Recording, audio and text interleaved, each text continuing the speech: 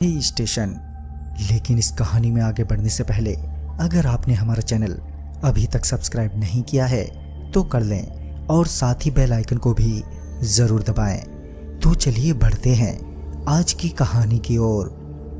Train के बार बार रुकने से ट्रेन में सवार यात्रीगण काफी परेशान हो रहे थे। ट्रेन पहले ही अपने निर्धारित समय से 3.5 घंटे देरी से चल रही थी। अगले आधे घंटे में ट्रेन फिर से रुकी, मगर इस बार एक छोटे से स्टेशन पर। हालांकि यहाँ पर ट्रेन का स्टॉपेज नहीं था, मगर सिग्नल न मिलने के कारण ट्रेन को रोका गया। चूंकि इस बार ट्रेन स्टेशन पर रुकी थी तो यात्री अपने अपने डिब्बों से बाहर निकलकर स्टेशन पर घूमने लगे। ट्रेन को यहाँ पर रुके 20 मिनट बीत चुके थे। सौम्या जो इसी ट्रेन में यात्रा कर रही थी, अब सौम्या ट्रेन में बैठे बैठे परेशान होने लगी थी। चूंकि काफ़ी लोग ट्रेन के बाहर ही घूम रहे थे तो उन्हें देखकर सौम्या भी ट्रेन के बाहर आ गई। बाहर हल्की हल्की हवा चल रही थी। तभी सौम्या पास में मौजूद एक बेंच पर बैठ गई। इसी तरह 15 मिनट और बीत गए, मगर अभी भी ट्रेन वहीं पर रुकी हुई थी। सौम्या पानी पीने के लिए बेंच से उठी और सामने मौजूद नल की ओर बढ़ी। सौम्या पानी पी ही रही थी कि उसे ऐसा लगा कि किसी ने उसका नाम पुकारा हो। सौम्या ने अपने आसपास देखा, मगर वहां पर कोई नहीं था। सौम्या पानी पीकर वापस बेंच की ओर मुड़ी ही थी कि उसकी नज़र वहीं पास के पेड़ पर पड़ी, जिसके पीछे से एक छोटी सी बच्ची झांक रही थी। सौम्या उस बच्ची को देखकर मुस्कुराई और अपनी ओर बुलाने लगी। सौम्या को मुस्कुराता देख वो बच्ची भी मुस्कुराई, मगर वो बच्ची अभी भी उसी पेड़ के पीछे ही खड़ी थी। जब सौम्या ने देखा कि वो बच्ची उसके बुलाने पर नहीं आ रही है तो सौम्या ही उसके पास चली गई।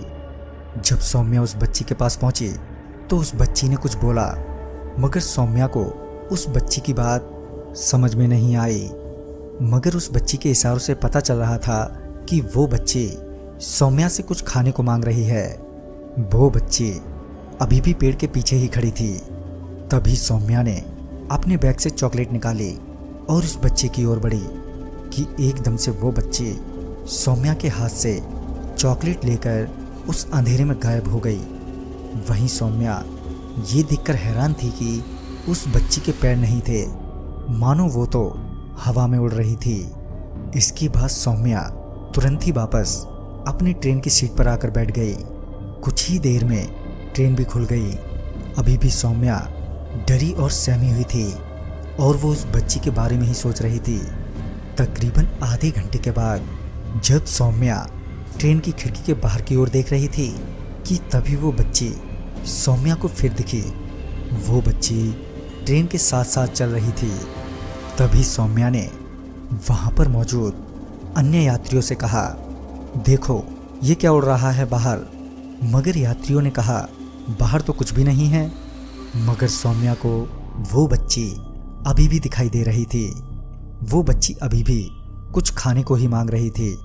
लिहाजन सौम्या के पास जो कुछ भी खाने को था उसने तुरंत ही ट्रेन की खिड़की से नीचे की ओर फेंक दिया। जैसे ही सौम्या ने खाने की चीजें फेंकी वैसे ही वो बच्ची भी दिखनी बंद हो गई।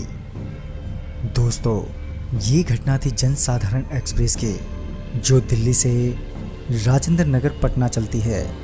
वह स्टेशन था बहाही स्टेशन, जहां पर ट्रेन रुकी थी। तो दोस्तों, इस कहानी में बस इतना ही। अगली कहानी के साथ मैं आपका दोस्त राजकुमार जल्द ही लौटूंगा। तब तक के लिए बाय एंड टेक केयर।